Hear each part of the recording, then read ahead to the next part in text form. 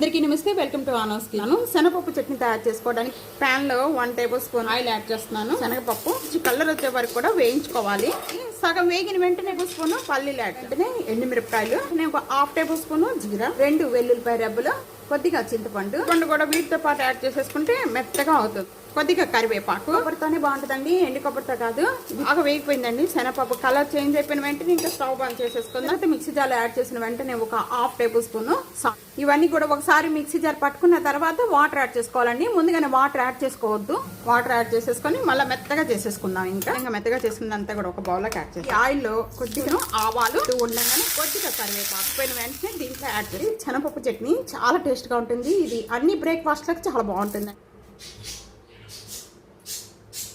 ఈ పచ్చడి లాంగ్ వీడియోలో పెట్టాను, మామిడికాయ అల్లం పచ్చడి. ఈ పచ్చడి నచ్చితే కనుక ఫ్యామిలీతో ఫ్రెండ్స్తో వీడియోని షేర్ చేసి వీడియో లైక్ చేసి చేసుకోండి. Thank you for watching.